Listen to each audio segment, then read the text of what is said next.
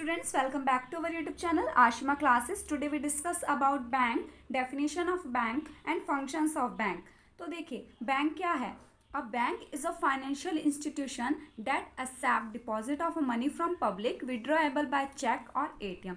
Bank एक वित्तीय संस्था है जो हमारी डिपॉजिट्स मतलब हमारी जमाओं को एक्सेप्ट करती है. किनकी जमाओं को? पब्लिक की.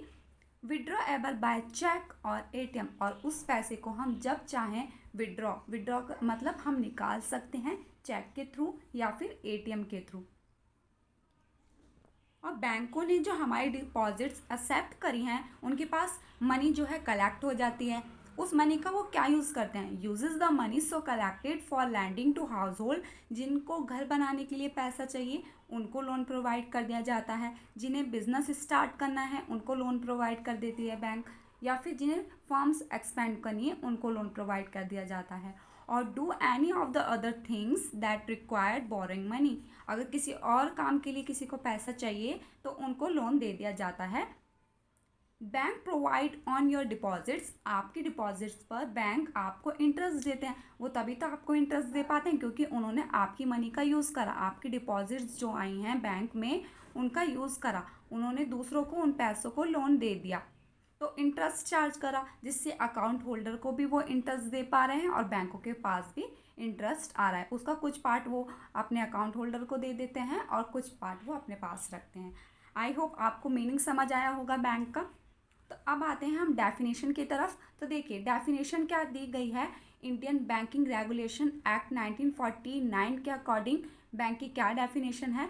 Accepting for the purpose of lending और investing of deposits of money from the public repayable on demand और otherwise and withdrawable by cheque, draft, pay order और अदरवाइज. आपकी डिपॉजिट्स को एक्सेप्ट करने का यही पर्पस होता है बैंक का कि वो लोन दे सके. मतलब जिनको ज़रूरत है उनकी ज़रूरतों को पूरा कर सके, उन्हें लोन प्रोवाइड कर सके, या कह सकते हैं हम उस पैसे को सही जगह इन्वेस्ट कर सके. किनके आम पब्लिक का जो पैसा है उसको सही जगह, अगर किसी के पास इतना पैसा है तो उसे सही जगह इन्वेस्ट कर सके. यही पर्पस होता है बैंकों का. रिपेबल ऑन डिमांड, और ऐसा नहीं कि वो आपको नहीं देंगे आपका पैसा वापस. आपको जब डिमांड होगी आपको पैसा आपका वापस कर दिया जाएगा.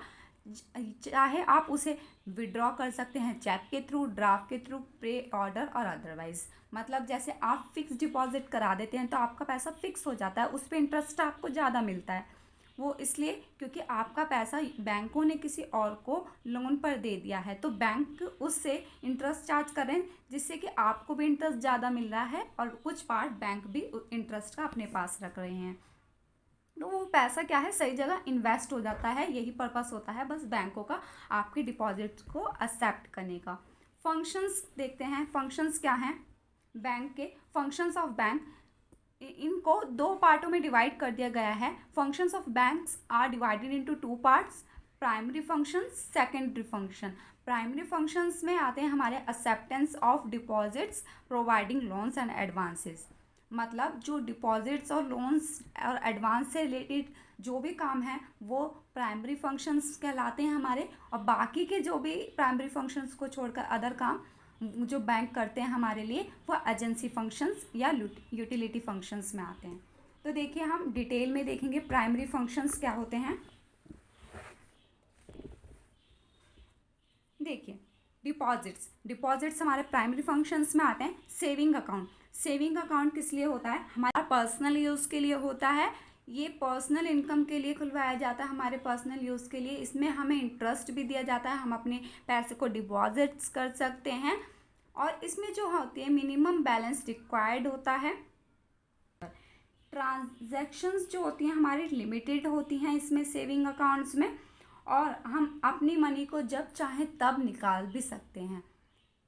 करंट अकाउंट, इसमें क्या है, हम ट्रांजैक्शन जो है ना लिमिटेड कर सकते हैं, लेकिन करंट अकाउंट में ऐसा नहीं है. करंट अकाउंट में आपको इंटरेस्ट नहीं मिलता.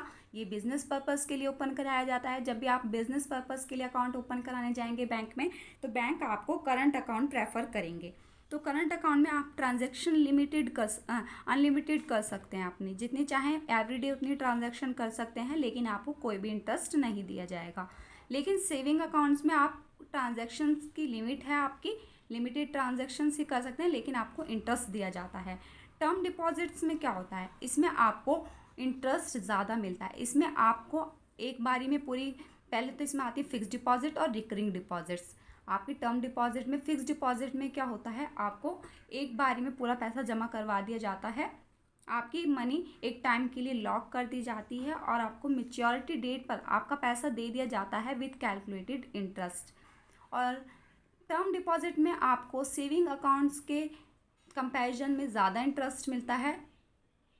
टर्म डिपॉजिट में ज़्यादा इंटरेस्ट मिलता है as compare to saving account, लेकिन करंट अकाउंट में आपको बिल्कुल भी इंटरेस्ट नहीं मिलता।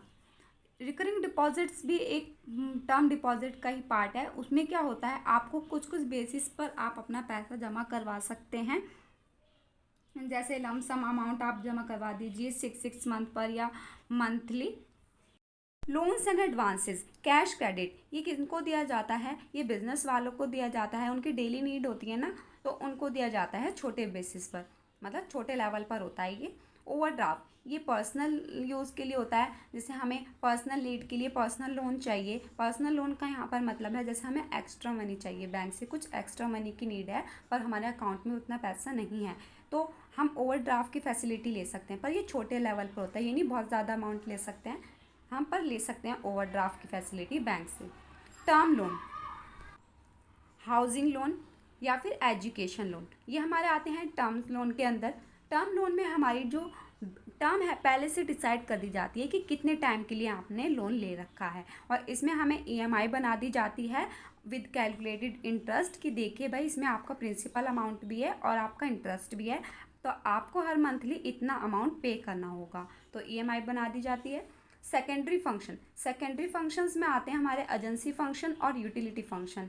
एजेंसी फंक्शन में ट्रांसफ़र ऑफ फंड, जब हम एक बैंक से दूसरे बैंक में फ़ंड ट्रांसफ़र करते हैं थ्रू नेट बैंकिंग, तो एजेंसी फंक्शन की तरह काम करते हैं बैंक हमारे लिए, क्योंकि हम फ़ंड ट्रांसफ़र करें तो वो काम कौन कर रहा है, बैंक कर रहे हैं ना।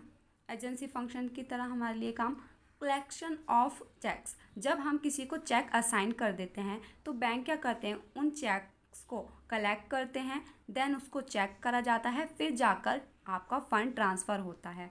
पेमेंट्स ऑफ बिल, जब आपने कुछ बिल्स होते हैं जो आपके, उन्हें आपने बैंक से लिंक कर दिया, तो बैंक क्या करते हैं, मंथली पीछे से आपकी तरफ से आपके बिहाफ पर उन बिल्स की पेमेंट कर देते हैं। पोर्टफोलियो मैनेजमेंट, पोर्टफोलियो मैनेजमेंट में आपके आते हैं डिपॉजिट्स और लोन्स को जो मैनेज करने का काम बैंक हमारे लिए करते हैं, तो वो पोर्टफोलियो मैनेजमेंट कहलाता है। यूटिलिटी फंक्शन, ये स्पेशल प्रोवाइड किए जाते हैं, जैसे आपका डिमांड ड्राफ्ट हो गया। डिमांड ड्राफ्ट में क्या होता है, अगर आपका बैंक में अकाउंट नहीं भी है ओपन, तो भी आप बैंक से पेमेंट कर सकते हैं एक डिमांड ड्राफ्ट के through. Okay. Locker facility, bank हमको लॉकर फैसिलिटी भी प्रोवाइड करते हैं, जैसे आप अपनी सेफ्टी के लिए अपने कुछ भी डॉक्यूमेंट्स वगैरह बैंक में रखना चाहते हैं, तो बैंक आपको लॉकर फैसिलिटी भी देते हैं। अंडर राइटिंग ऑफ शेयर्स, इसमें क्या होता है, जब कंपनी अपने शेयर्स इशू करती है तो बैंक उन शेयर्स को खरीद लेते हैं और उनको ये एश्योर कर देते हैं कंपनी को कि हम आपके शेयर ले रहे हैं, और जब आपके पास कस्टमर आएंगे तो हम इन्हें मार्केट प्राइस पर सेल कर देंगे। आई होप आपको बैंक की मीनिंग, डेफिनेशन एंड फंक्शन समझ आए होंगे। वीडियो हेल्पफुल लगे तो प्लीज़ वीडियो को लाइक, चैनल को सब्सक्राइब और एक प्यारा सा कमेंट कर देना। Thanks for watching.